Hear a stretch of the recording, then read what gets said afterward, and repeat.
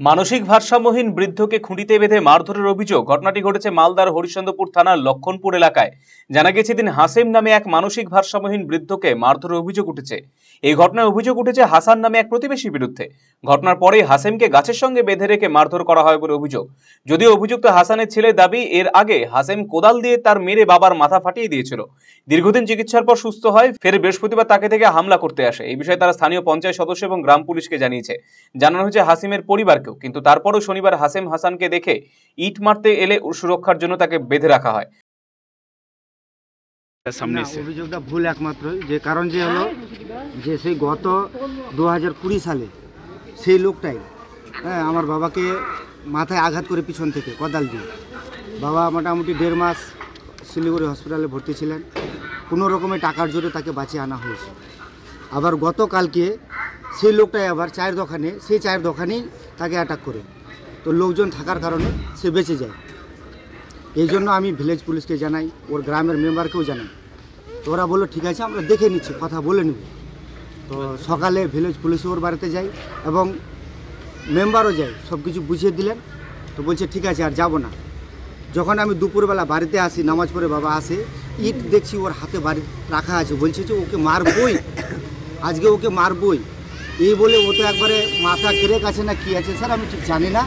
তবে ওর মানসিকতা যতদূর সম্ভব ঠিক নাই।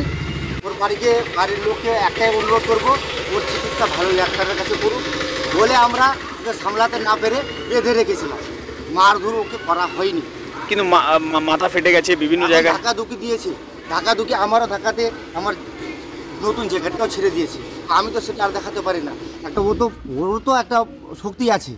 আমি তো ওকে মারধর করতে গেলে কি না, তাহলে 4 জন বলতো যে না ওকে মারধর করেছে। সেরকম তো কোনো নেই যে না আমি ওকে মারধর করেছি, তার আসতামই না এখানে। বেঁধে রাখা ছাড়া তো উপায় নেই। ও তো জঙ্গলি হয়ে গেছে, ওর তো মাথার মানসিকতা ঠিক নাই।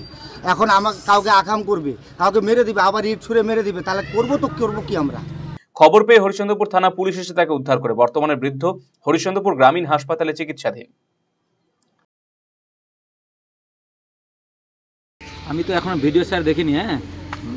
কিছুক্ষণ আগে মানে 3টার দিকে আমাকে ফোন করে জানানো হলো যে মানে এই যে বয়স্ক লোকটা আপনি ছবি তুললেন, যে একে নাকি মানে ওখানে রেখেছে আটকে।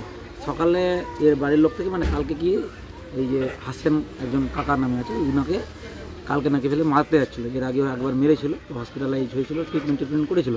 এর থেকে মাথা হয়তো সমস্যা আছে মনে। পরিবারের লোকের কাছ থেকে জেনেছি মাথার সমস্যা রয়েছে। আমরা তো দীর্ঘদিন ওখানে থাকি না, মাঝে মধ্যে শুনেছি। তারপরে কালকে মারতে যাচ্ছিলো, শুনলাম। তারপরে ওই বাড়ির লোক যাকে মারতে যাচ্ছিলো উনি বললেন যে একটু ওকে বলে দেখো বাড়িতে গিয়ে, যে বাড়িতে একটু সচেতন হিসাবে রাখবে, এখন কাকে কখন মেরে দিবে আর কিছু ঝামেলায় পড়ে যাবে। সকালে আবার আমরা ভিলেজ পুলিশকে নিয়ে 2-3 জন মিলে এর বাড়ির বউকে বলে আসলাম যে একে একটু নজরে রাখবা। কালকে নাকি শুনছিলাম চায়ের দোকানে লাঠি দিয়ে নাকি মারতে যাচ্ছিলো অমুক লোককে, যে লোকটাকে আগে মেরেছিল ওই লোকটাকে। তারপরে সকালে আমরা বলেছিলাম, এসে জুম্মা টুম্মা পড়তে গেলাম, নামাজ পড়ে এসে বাড়িতে খাওয়া দাওয়া করছি। তারপরে শুনছি যে নাকি ওই আবার নাকি লক্ষণপুরে গিয়েছিল ওই বয়স্ক লোকটা, ওখানে নাকি আটকে রেখেছে।